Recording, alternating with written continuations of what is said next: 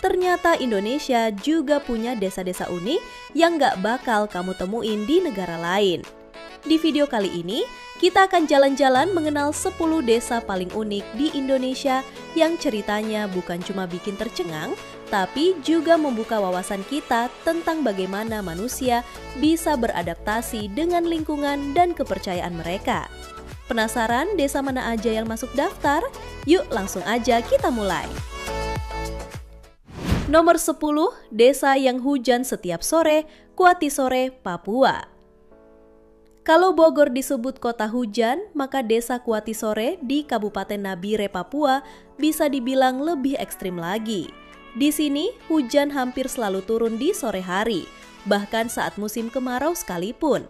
Fenomena ini membuat masyarakat lokal sering bercanda bahwa Kuatisore berasal dari kata khawatir sore, karena setiap warga sudah tahu akan basah-basahan menjelang malam. Desa ini terletak di kawasan Taman Nasional Teluk Cendrawasih, sebuah surga laut yang terkenal dengan hiu paus raksasanya. Jadi, meskipun hujan menjadi rutinitas, Kuatisore tetap ramai dikunjungi wisatawan. Para peneliti menyebut fenomena hujan sore ini terjadi karena letaknya di pesisir teluk dengan kelembapan tinggi, sehingga awan mudah terbentuk dan mengguyur hujan di waktu yang hampir sama setiap hari. Bagi warga, hujan sore bukan penghalang, malah sudah jadi bagian hidup. Mereka beraktivitas seperti biasa di pagi hari, lalu bersiap-siap saat langit mulai gelap di sore menjelang. Suasana desa pun terasa segar, jalanan selalu bersih, dan udara bebas polusi karena kendaraan bermotor jarang digunakan. Jadi, meski bikin repot, hujan sore justru menjaga ekosistem Kuatisore tetap alami. Nomor 9, desa yang menolak teknologi modern, Desa Suku Baduy. Desa Suku Baduy yang terletak di Pegunungan Lebak, Banten, dikenal sebagai salah satu komunitas paling unik di Indonesia karena kehidupan mereka yang nyaris bebas dari modernisasi.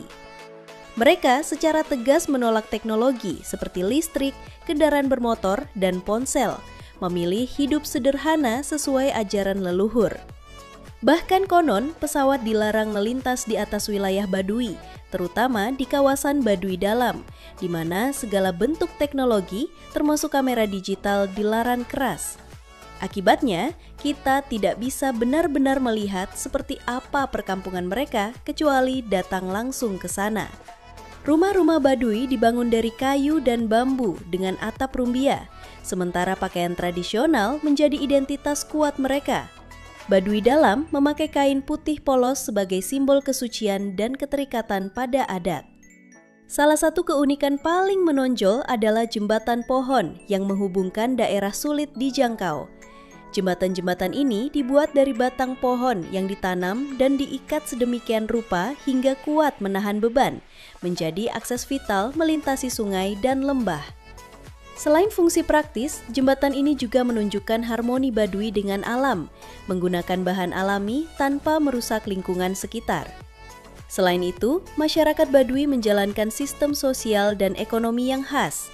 Mereka hidup bergotong royong, bercocok tanam secara tradisional, dan mematuhi aturan adat yang mengatur hampir setiap aspek kehidupan, mulai dari pernikahan hingga pembagian tanah. Hidup tanpa uang modern dan teknologi membuat mereka mandiri sekaligus selaras dengan alam. Keunikan ini menjadikan desa suku Baduy sebagai daya tarik budaya sekaligus pelajaran berharga tentang pentingnya menjaga keseimbangan hidup dengan alam. 8. Desa dengan tradisi kawin colong, Kemiren, Banyuwangi. Di desa Kemiren, Banyuwangi, hidup masyarakat suku Using yang masih memegang teguh tradisi leluhur mereka. Salah satu yang paling terkenal adalah kawin colong atau kawin lari. Tradisi ini menjadi jalan keluar bagi pasangan muda yang cintanya tidak direstui orang tua. Alih-alih dipandang sebagai aib, kawin colong justru dianggap sah menurut adat. Setelah pasangan kabur bersama, keluarga besar biasanya akan menggelar musyawarah dan akhirnya menikahkan mereka secara resmi demi menjaga kehormatan kedua pihak. Prosesi kawin colong biasanya dilakukan dengan cara sederhana. Pihak laki-laki membawa kabur calon istri ke rumah kerabatnya, lalu mengutus seorang perantara untuk memberitahu keluarga perempuan. Dalam waktu singkat, keluarga kedua belah pihak akan bertemu, membicarakan masalah, dan mencari jalan keluar. Hasilnya hampir selalu sama, pernikahan tetap harus dilaksanakan. Jadi, kawin colong bukan sekadar pelarian, melainkan sebuah mekanisme adat yang diakui secara sosial. Hingga kini tradisi kawin colong masih ada meski tidak sesering dulu. Tradisi ini bahkan sering dijadikan bahan kajian antropologi karena menunjukkan cara unik masyarakat suku Using dalam mengatur hubungan sosial dan pernikahan. Nomor 7, desa yang tidak mengubur jenazah. Trunyan, Bali. Di tepi Danau Batur, Bali ada sebuah desa yang bikin banyak orang merinding sekaligus penasaran. Desa Trunyan. Di sini orang yang meninggal tidak dikubur atau dikremasi seperti tradisi Hindu pada umumnya. Mayat mereka justru diletakkan begitu saja di tanah, tepat di bawah pohon besar bernama Tarumenyan. Anehnya, meskipun ada banyak jenazah yang dibiarkan terbuka, tidak ada bau busuk sama sekali. Rahasianya ada pada pohon Tarumenyan tadi yang mengeluarkan aroma harum alami seperti dupa sehingga mampu menetralisir bau mayat. Bahkan dari situlah nama Trunyan berasal, gabungan kata taru pohon dan menyan wewangian. Buat wisatawan, menuju lokasi pemakaman ini harus naik perahu menyeberangi Danau Batur. Begitu sampai, suasananya bikin bulu kuduk berdiri. Sunyi, sakral, dengan tulang belulang manusia tersusun rapi di sekitar area. Bagi warga Trunyan, ini bukan sesuatu yang menyeramkan, tapi tradisi turun-temurun yang dianggap sebagai bentuk penghormatan terakhir pada leluhur. Nomor 6, desa dengan rumah-rumah tanpa paku, Wae Rebu, Flores. Di ketinggian sekitar 1.200 meter di atas permukaan laut tersembunyi sebuah desa kecil bernama Wae Rebu yang sering dijuluki desa di atas awan. Desa ini terkenal karena rumah tradisionalnya yang disebut Mbaruniang. Uniknya, rumah-rumah berbentuk kerucut itu dibangun tanpa menggunakan paku besi sama sekali. Semua sambungan kayu hanya diikat dengan rotan dan tali dari serat alam. Walau sederhana, konstruksi ini justru sangat kuat, mampu bertahan puluhan tahun bahkan diterpa angin kencang khas pegunungan Flores. Mbaruniang punya struktur 5 lantai. Lantai pertama dipakai untuk tempat tinggal keluarga, sementara lantai kedua hingga keempat difungsikan sebagai lumbung untuk menyimpan padi, jagung, kopi, dan bahan makanan lain. Lantai kelima dianggap paling sakral, khusus untuk benda-benda pusaka dan simbol leluhur. Arsitektur unik ini menunjukkan betapa cerdasnya nenek moyang Wae Rebu dalam menggabungkan fungsi, budaya, dan kepercayaan dalam satu bangunan. Keindahan Wae Rebu bukan hanya soal rumahnya, tapi juga pemandangan alam di sekitarnya. Untuk mencapainya, pengunjung harus trekking selama 3-4 jam melewati hutan tropis yang masih sangat alami. Begitu sampai, suasana desa yang dikelilingi kabut membuat pengunjung seakan masuk ke dunia lain. Tak heran UNESCO menetapkan Mbaruniang sebagai warisan budaya dunia pada 2012. Desa ini pun semakin ramai dikunjungi wisatawan dari dalam maupun luar negeri. 5. Desa dengan warga berkaki dan bertangan mirip kepiting, Ulu Tawe, Sulawesi Selatan. Di Dusun Ulu Tawe, Kabupaten Bone, Sulawesi Selatan, banyak warganya memiliki kondisi fisik yang unik. Tangan dan kaki berbentuk mirip capit kepiting. Mereka hanya memiliki 3 jari dengan telapak yang terbelah. Kondisi medis ini dikenal dengan istilah ektrodaktili, sebuah kelainan genetik langka. Kasusnya cukup banyak di Ulu Tawe, sehingga hampir setiap keluarga memiliki anggota dengan ciri serupa. Secara medis, kemungkinan besar kondisi ini dipicu oleh faktor genetik dan diperparah oleh perkawinan antar kerabat yang masih umum di desa tersebut. Namun dari sisi kepercayaan lokal, warga percaya ini adalah bentuk kutukan akibat leluhur yang melanggar aturan adat. Sayangnya, karena minimnya edukasi kesehatan dan kurangnya penelitian, penderita sering dijauhi dan dianggap berbeda. Meski demikian, beberapa aktivis sosial berusaha mendampingi warga agar tetap percaya diri dan mendapat perhatian medis.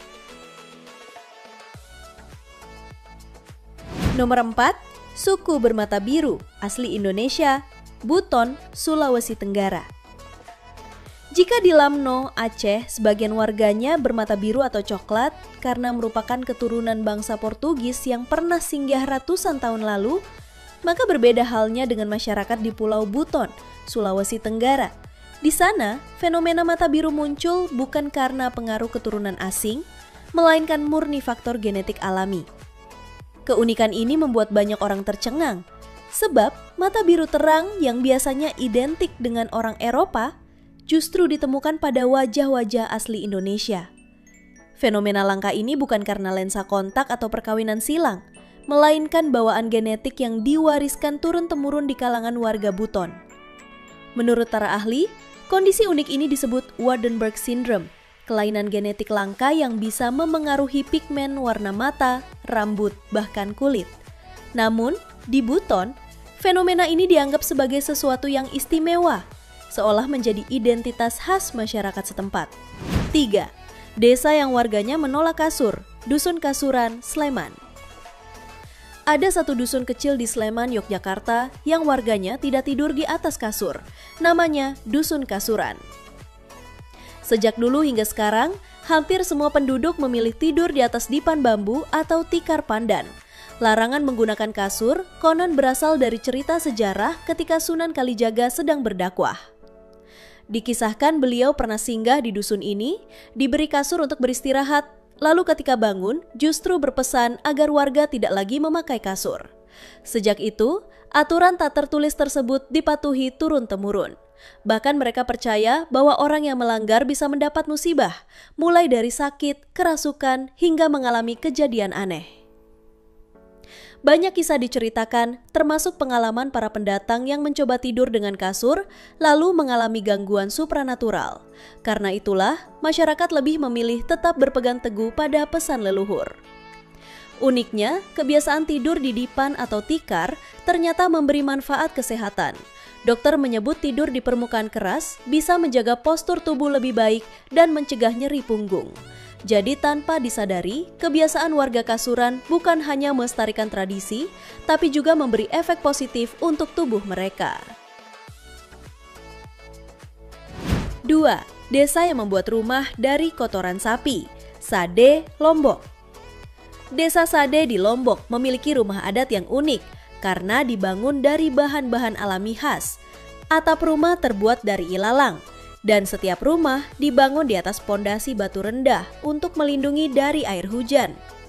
Lantai rumah adat di Desa Sade Lombok punya tradisi unik yang mungkin terdengar tak biasa. Warga setempat terbiasa melulur lantai rumah dengan kotoran sapi atau kerbau, sebuah kebiasaan turun-temurun yang diyakini membuat rumah terasa lebih bersih. Menurut kepercayaan masyarakat, rumah yang belum dilumuri kotoran ternak belum dianggap benar-benar layak huni. Selain faktor kepercayaan, tradisi ini ternyata juga punya manfaat praktis. Lantai rumah di Desa Sade umumnya terbuat dari tanah sehingga mudah retak dan berdebu. Dengan melapisinya menggunakan kotoran ternak, lantai menjadi lebih padat, tidak mudah pecah, dan debunya berkurang. Biasanya, pelapisan ini dilakukan secara berkala setiap 4-5 bulan sekali. Hasilnya, lantai rumah tetap kuat, bersih, dan tidak menimbulkan debu yang mengganggu. Jadi, meskipun terdengar aneh bagi orang luar, tradisi melulur lantai dengan kotoran ternak ini justru menunjukkan kearifan lokal masyarakat Sade dalam menjaga rumah mereka tetap nyaman untuk ditempati. 1. Desa dengan camilan dari tanah, Tuban, Jawa Timur. Di Kabupaten Tuban, Jawa Timur, ada kebiasaan unik yang bikin orang luar geleng-geleng kepala. Warganya punya camilan yang gak biasa, tanah panggang, atau yang dikenal dengan nama ampo. Proses membuat ampo terbilang sederhana, tapi unik. Tanah liat bersih dipilih, lalu ditumbuk, dibentuk memanjang dengan pisau bambu, kemudian dipanggang di atas tungku. Setelah matang, jadilah camilan berwarna coklat keabu-abuan yang teksturnya renyah dan rasa mirip bubur sumsum tanpa bumbu. Tradisi ngemil tanah ini sudah turun-temurun. Bagi masyarakat Tuban, ampo dipercaya punya khasiat, seperti meredakan sakit perut, menghilangkan stres, hingga dipercaya bisa membuat kulit bayi dalam kandungan jadi lebih halus bila dikonsumsi ibu hamil.